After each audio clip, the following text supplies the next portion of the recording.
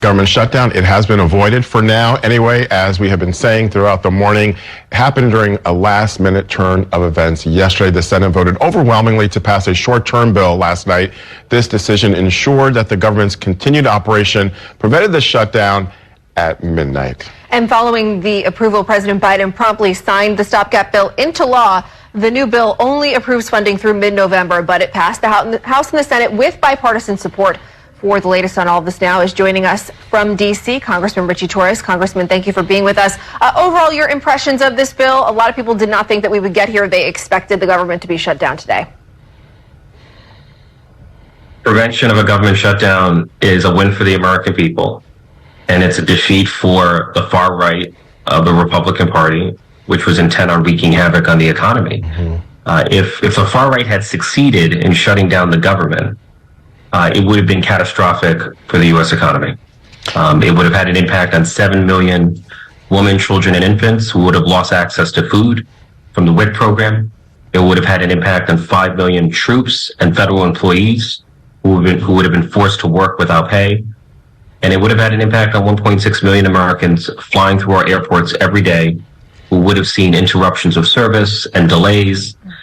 And so, and keep in mind that the federal government is 25% of the U.S. economy. It is impossible to shut down up to 1/4 of the U.S. economy without causing an extraordinary amount of harm to an extraordinary number of people. And so I'm proud that we managed to avert a government shutdown. And Congressman, as you know, this was not a perfect bill. It only solves a problem until the middle of next month.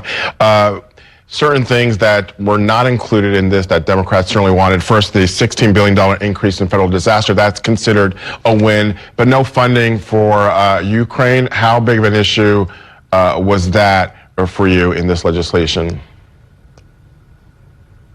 For me, the highest priority was preventing a government shutdown and preventing the collateral damage that it would have inflicted on the American people. I support aid to Ukraine. I see the need to defeat Russian aggression in Europe.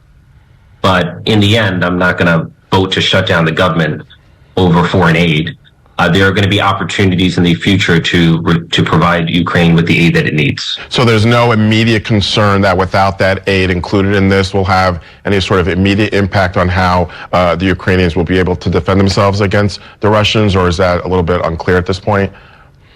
I'm concerned about the resistance to aid for Ukraine coming from the far right of the Republican Party. It is a concern, but again, the need to keep the government open and the need to protect millions of workers and millions of contractors was the priority. The fact that it got this close and the fact that we have seen government shutdowns in the past, it feels like more and more lately. Is this a problem with the process overall? Should we be looking at things any differently to avoid it getting this close to the wire again? We have an ungovernable House where the inmates are running the asylum. Under Speaker McCarthy, the House has lurched from one crisis to the next with no end in sight. The House went from the longest speaker vote in more than 150 years to a near default on the nation's debt, to a near government shutdown. It's been nothing but crisis, confusion, and chaos, and it's an indictment of the present leadership of the House. And Congressman, looking ahead now, because again, you'll need to tackle this issue next month before you face this potential shutdown again. How do you work, as you say, with this ungovernable House? How do you deal with the possibility that, yet again, some of those Republicans will want to include steep spending cuts, restrictions at the border? How do you negotiate moving forward now, looking ahead? Well, keep in mind that there are four leaders, right? There's the Senate Majority Leader, Chuck Schumer, the Senate Minority Leader, Mitch McConnell, the House Minority Leader, Hakeem Jeffries. Those three leaders are willing to govern on a bipartisan basis. Yeah. The only question mark is Speaker Kevin McCarthy. The burden falls on him to govern on a bipartisan basis. We have divided government, a Democratic Senate, a Democratic President, a Republican House. And so in order to raise the debt limit, to pass a budget, to keep the government open, we have to govern on a bipartisan basis. And instead of governing on a bipartisan basis, Kevin McCarthy has spent months surrendering himself to the far right of his party. And the far right of his party consists of arsonists who are intent on burning everything down. the leadership of their own party, the full faith and credit of the United States, the federal government itself.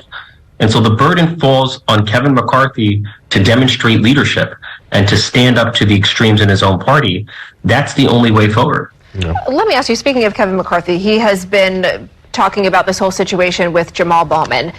Jamal Bowman has said, as we have said here, that he was not trying to delay any sort of vote and that he was simply trying to get to a vote faster. But a lot of Republicans are already calling on this. They want an investigation and they say it's unacceptable. What is your feeling on everything that happened here? I want to reserve comment until I've seen all the video footage and reviewed all the facts, but there is a review ongoing. We all should allow the process to play out. There's no need to speculate. There's no need to politicize. We should allow the professionals to conduct a review and reveal the facts, and then we can all draw our conclusions from there. Have you had a chance to speak with the Congressman Bowman? I have not spoken to my colleague, but I don't know him to be a malicious person at all. I actually know him to be a fundamentally decent person. And so the notion that he was attempting to delay the proceedings just strikes me as baseless speculation and an attempt to politicize the issue. I think people should allow the process to play out and allow the professionals to conduct their review.